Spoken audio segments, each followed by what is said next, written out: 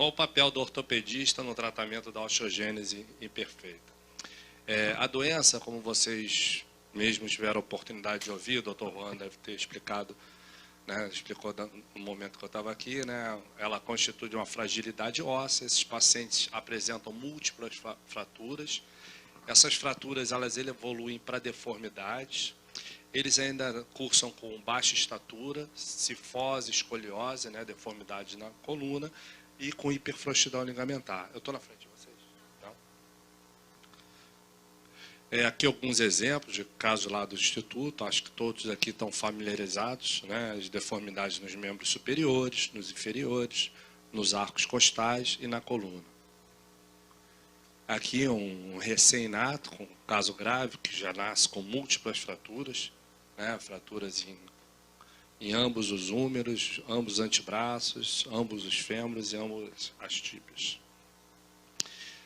Primeiramente, o ortopedista tem que fazer o diagnóstico diferencial, principalmente o ortopedista que está na emergência, né, os profissionais de saúde que estão na emergência, não só o ortopedista.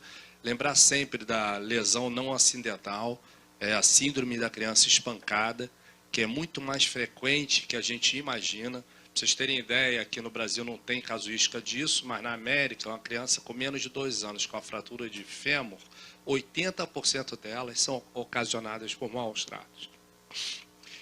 Lembrar da osteoporose idiopática juvenil, leucemia, raquitismo e outras displasias. Aqui um exemplo do lactente, vocês vejam, com trauma torácico grave, né, fraturas de punho. Na verdade, a criança espancada ela tem fratura nas extremidades, normalmente não é na diafisária, porque sacoleja, né? Aqui, ó, ambas as tíbias. Essa criança acabou vindo ao óbito. Qual a história natural da criança com osteogênese? Né? Isso aqui é o slide mais importante da aula, para o ortopedista, né? E para os médicos que vão atender essas crianças. Essas crianças, elas, como nós falamos, apresentam uma fragilidade óssea e uma osteopenia. Essa osteopenia, essa fragilidade óssea, predispõe à ocorrência de fraturas. Quando a gente tem uma fratura, normalmente nós fazemos uma imobilização. Aqui o médico já tem um papel primordial. Essa imobilização ela tem que ser feita de maneira adequada e alinhando o membro, né, mantendo o membro com o seu alinhamento normal, preferencialmente sem desvios angulares ou rotacionais, porque senão isso vai gerar a consolidação viciosa, que é quando o osso cola torto, né, que vai provocar as deformidades. Né? Essas deformidades, essa consolidação viciosa vão fazer que o osso perca a sua arquitetura normal, a sua capacidade normal de suportar carga. Isso no osso frágil osteopênico vai predispor a novas fraturas. Então isso vira um ciclo vicioso que não termina nunca. Né? A criança quebra, entorta, porque quebrou, torto o osso, quando fica em pé, quebra de novo. E aí vai. Né? Aí não para mais. Aí por isso que nós pegamos deformidades graves no dia a dia. O tratamento ortopédico ele pode ser dividido em 3 fases, né? Basicamente. A fase de prevenção, a fase do tratamento das fraturas, tudo bem? Que na verdade são as emergências, né? E na fase de reconstrução, depois que a deformidade está instalada. A fase de prevenção, como é que nós prevenimos as fraturas? A principal maneira é criando um ambiente, né, seguro para a criança, livre de fraturas. Né? A gente fala que é o mesmo ambiente do idoso. Né? Quem tem tapete em casa, evitar tapete. Quando tem tapete, o tapete tem que ser preso no chão, ele não pode ficar solto. Não tem que ser ambiente entulhado de móveis, eles têm que ser o mais amplo possível. Né? As deformidades, elas devem ser evitadas quando as fraturas ocorrem, da maneira que eu falei para vocês, mantendo um bom alinhamento do membro e evitando os desvios. Como é que a gente aumenta a resistência óssea? O Juan falou muito bem, com a administração de pamidronato e na adolescência do alendronato. A reabilitação com reforço muscular através de fisioterapia é fundamental para esses pacientes. Por que o idoso quebra? Né? Igual a criança com osteogênese. Ele quebra porque, além do osso ser mais fraco, o músculo é mais fraco. E a criança, quando cai ou quando o adulto cai, cai igual um saco de batata. Né? Pá, desmonta. né? Se você tem uma musculatura mais forte, isso suporta um pouco do trauma, né? Isso previne a ocorrência de fraturas. E, principalmente, evitar a imobilização prolongada. A maioria dos ortopedistas aprende que a fratura de fêmur leva 4 a 8 semanas para consolidar, né? Na criança com osteogênese, a gente tem que diminuir esse tempo, né? Usar a imobilização por um tempo mínimo para que haja a formação de um calo fibroso, né? E a partir daí a criança é tratada só com analgesia. Por quê? Porque a imobilização prolongada ela provoca também osteopenia, o que vai levar a mais fraturas. Ainda na prevenção, né? As órteses de material termoplástico favorecem o ortostatismo, que é a capacidade da criança ficar em pé, né? Por que isso é importante? O ato de ficar em pé, mesmo que terapêutico, na fisioterapia, é importante para aumentar a resistência do osso. A carga favorece a formação óssea. Então, mesmo que a criança seja colocada de pé só na fisioterapia, isso é importante, né? Esse mesmo princípio serve para as crianças com paralisia cerebral, crianças com mielomeningocele, enfim. Todas as crianças têm que ficar em pé, né? E isso daí favorece também a melhora da autoestima, né? E do crescimento da criança. E a fisioterapia, né? É fundamental aí. As fraturas, a gente sabe que na osteogênese, elas tendem a declinar na adolescência. A pseudartrose, que é a não consolidação do osso, é rara, né? Normalmente o osso sempre cola, a não ser que o médico atrapalhe. E algumas vezes a formação de calo hiperplásico. Tem que falar porque às vezes a gente atrapalha. As fraturas, os princípios de tratamento são os mesmos, com algumas exceções, né? Quando nós optamos pelo tratamento cirúrgico, nós devemos sempre optar por uma fixação intramedular, né? Algum material de síntese que fique dentro do osso. Evitar a fixação extraóssea porque não vai pegar bem no osso. O parafuso não vai agarrar no osso, ele vai soltar do osso frágil. E o tratamento conservador, quando ele é utilizado, nós devemos imobilizar até o alívio dos sintomas. Uma fratura que numa criança leva 6 semanas para consolidar, uma criança rígida, a criança com osteogênese nós usamos por 3 semanas. A partir daí deixa a criança sem imobilização e sem carga. E depois vamos acompanhando ambulatorialmente. Aqui é um gesso que antigamente não tinha no Brasil, agora já está disponível depois de muito trabalho, né, chamado Soft Cash. Esse gesso é muito bom para crianças rígidas com traumas pequenos e também para crianças com osteogênese, porque ele não deixa o membro totalmente rígido, né? Parece um contrassenso, mas ele é um gesso de fibra que ele não dá uma imobilização completa. Você consegue apertar ele, né? Esse é muito bom porque permite que haja algum movimento da articulação, né? Hoje a parte de imobilização é um capítulo à parte. Nós temos gesso que permite molhar, dar banho na criança normalmente, sem qualquer problema. Não permite entrar dentro da água do mar por causa do sal, né? Não dá para ir para a praia, mas pode ir até a piscina. Então a gente consegue imobilizar e devolver uma vida normal ao paciente. Aqui um exemplo do que não deve ser feito, tá vendo? Placa e parafusos, eles são proscritos, né? São de exceção no tratamento da osteogênese imperfeita, porque eles vão soltar, né? Isso aqui está fadado ao fracasso. Aqui um caso, né? Uma criança já operada com uma haste telescópica, uma haste expansível. Eu vou explicar para vocês um pouquinho mais à frente. Aqui uma fratura do colo, né? Bem proximal. Aí nós temos que trocar o implante, retira aquele implante, corrige a fratura, né? E coloca um novo implante. Esse implante ele é importante porque ele vai crescer junto com a criança. Você não precisa ficar trocando ele toda hora. Aqui um outro caso, uma fratura diafisária da tíbia, né, o terço médio. E aqui uma haste flexível de titânio, porque apesar de trabalhar no into, de vez em quando a gente está sem material. Então a gente trabalha com o que tem, né? Se tem haste que cresce, usa a haste que cresce. Se não tem haste que cresce, usa outra haste. Não tem a outra haste, usa um fio de Kirchner. O importante é que tem que tratar o paciente, não é verdade? E lembrar que essas hastes, elas não conferem estabilidade rotacional. Muitos pacientes me perguntam, doutor, por que o senhor bota gesso depois que opera? Porque senão o osso roda, né? É um tubo dentro de outro tubo, e está quebrado no meio, né? Essa parte fica reta, esse pé pode rodar para o lado, né? Então vocês devem ter visto, como eu vejo por aí, as pessoas operam, acham que a haste é maravilhosa, não bota gesso na criança, e a criança chega andando com o pezinho de lado assim, né? Porque entortou depois da cirurgia. Então você usa um gesso por 1 ou 2 semanas no máximo, que é o tempo necessário para que seja feito um calo fibroso e mantenha o membro alinhado. Depois disso você tira o gesso, além do que ajuda na analgesia das crianças. Aqui o outro caso, uma fratura proximal do fêmur. Paciente de 12 anos, como eu disse anteriormente, não tínhamos haste expansível no momento, ou tinha acabado, ou não tinha o comprimento que precisava, enfim. Nós utilizamos a haste que estava disponível, e depois esse paciente ainda fez uma fratura de colo de fêmur, né? E aí sim, você usa um parafuso único só para uma fratura, mas evitar o uso de placas. Aqui em outro caso, esse paciente já tinha sido feita uma correção de uma deformidade no fêmur, estava em recuperação pós-operatória, fez uma fratura da tíbia esquerda. E aqui uma fixação com haste, com resultado muito bom. Mais um caso, né? Em alguns momentos, a criança muito pequena, como essa de 4 anos, vocês veem a espessura do osso dessa criança, né? Essas hastes que crescem, nós só temos disponíveis a partir de 3,2 milímetros. E aquela outra haste que eu utilizei anteriormente a partir de 2 milímetros. Aqui não passa nenhuma das duas. Tá vendo? Então a gente tem que usar um fio mais fino. Um fio simples de metal, custa R$20. Aqui, ó. Coloca um fio, faz a cirurgia e bota um aparelho engessado.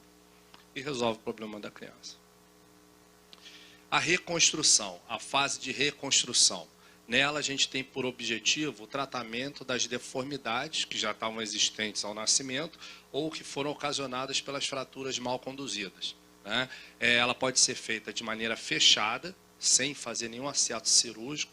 A gente chama de osteoclasia, é um nome bonito para dizer que quebra o osso da criança sem abrir a pele, é o termo médico para isso. Pela manipulação, você faz uma osteoclasia fechada e passa um fio de metal percutaneamente, sem abrir nada.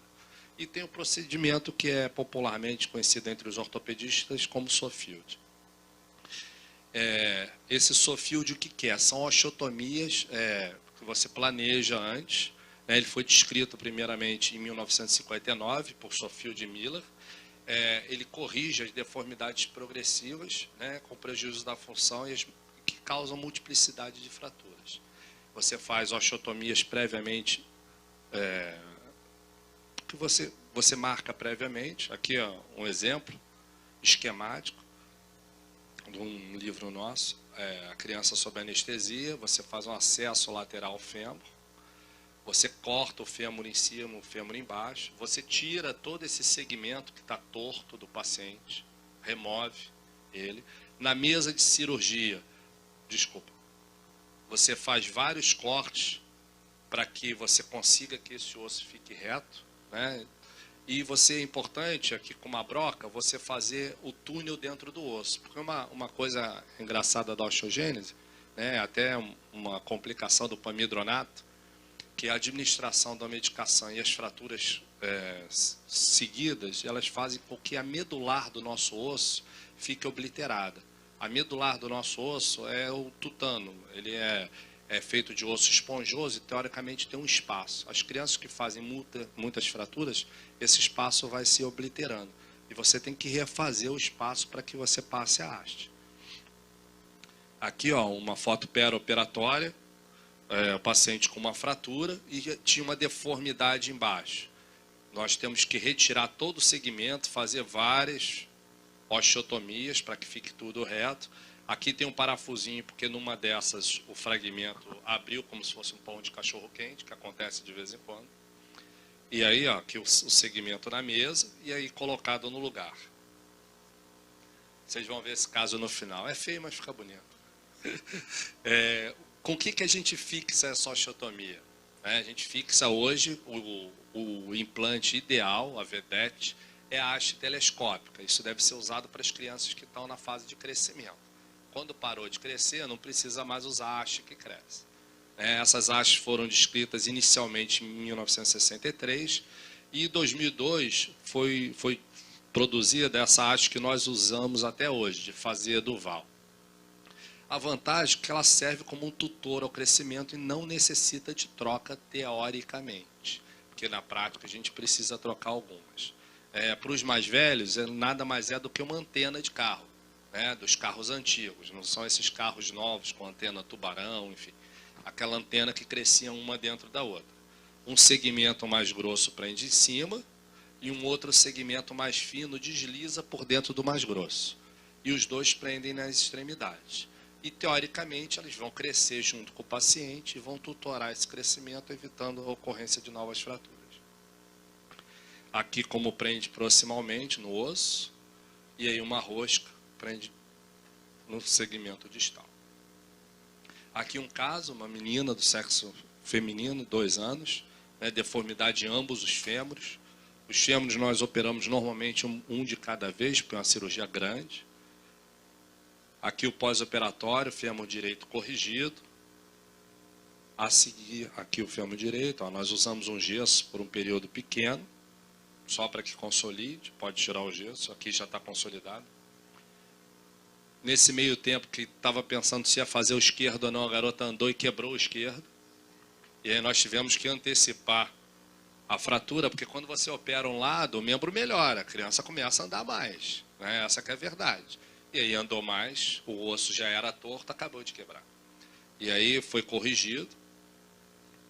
E por fim nós fizemos as 2 tíbias. A garota virou um Wolverine, como a gente fala na prática. E aqui, um vídeo, ó, ela com 2 anos de idade, perfeita andando. Eu vi essa menina, hoje ela está 4 anos já. Eu vi a semana passada, por acaso, está perfeita. Não precisa fazer nada. Só ir lá de rotina. Aqui nós usamos também no membro superior, né, esse menino de 5 anos. Olha a deformidade que ele tem no húmero proximal. Isso aqui não é um cotovelo. O cotovelo dele está aqui. Isso aqui é a deformidade de 90 graus que ele tinha no húmero, né? E aqui depois de corrigido. Como eu disse anteriormente, às vezes o canal medular é muito fino. Nós não conseguimos botar uma haste telescópica. E aí a gente usa uma haste mais fina. Aqui a gente usou uma haste de titânio. Aqui um outro caso, uma criança de 3 anos, né? Essa é a pior deformidade que a gente se depara às vezes, é o chamado fêmur encajado, faz várias fraturas do fêmur proximal e o fêmur fica nessa posição.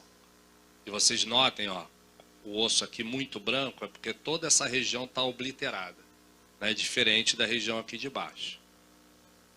E eu acho que a maioria das pessoas que está acostumada a lidar com a osteogênese sabe que essas linhas são... Cada linha dessa é uma administração de pomidronato. Aí a gente consegue contar quantos ciclos a criança já fez. Aqui a correção, uma técnica que a gente vai publicar lá no INTO, que é entra a haste por dentro, sai do osso e vai para baixo. Essa aqui é a medular da criança, ó, dos 2 lados. A haste telescópica é um ótimo instrumento, mas não é um instrumento isento de complicações. Ela só deve ser utilizada primeiramente em crianças que crescem, porque ela é de alto custo. Uma haste dessa custa mais de 10 mil reais. Aquela outra que eu mostrei custa R$1.000. Então não tem sentido você usar uma haste de 10 mil reais em quem não vai crescer. Você tem que usar no paciente adequado. E ela não é isenta de complicações. Eu vou mostrar algumas aqui. Ela encurva, ou seja, ela dobra algumas vezes, ela quebra, fratura é o termo técnico que nós usamos, e às vezes ela sai da posição, ela migra. Além disso, algumas vezes a gente não sabe porquê, ela para de telescopar, ela trava no meio da criança. E isso gera deformidades, como a pseudartrose e o retardo da consolidação do osso. E muitas vezes a criança apresenta fraturas adjacentes a essa haste que parou de migrar. Ela quebra embaixo ou quebra em cima. Aqui um caso, essa menina de 11 anos, vocês notem que a haste parou de, na verdade, soltou da parte distal e da parte proximal começou a migrar. Aí nós tivemos que fazer uma cirurgia para reconstruir. E a mesma do outro lado. Aqui um outro caso, aquele caso que eu mostrei a foto anteriormente. Olha a deformidade que a criança tem proximal. Quando você faz a radiografia, a haste dobrou. A haste dobrou porque ela parou de migrar distalmente aqui, ó, ela soltou do fragmento e por algum motivo dobrou aqui em cima. Aí você tem que tirar essa haste e fazer uma haste nova. No caso, a gente colocou outra telescópica porque o menino ainda tem região de crescimento aberta. Então ele vai crescer. Então, justifica o uso da haste. Aqui é a cirurgia, como eu mostrei, e o resultado final. O membro alinhado. Bem, como conclusões, acho que é conhecimento de todos, né, que essa fragilidade óssea dos pacientes com osteogênese gera fraturas. O nosso papel principal é prevenir as deformidades. Quando fizermos o tratamento conservador, evitar imobilizações prolongadas. E quando optarmos pelo tratamento cirúrgico, a opção são as hastes intramedulares. Obrigado.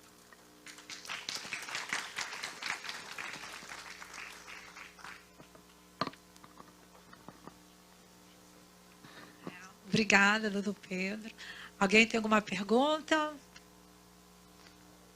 Na hora do almoço, na hora do frio?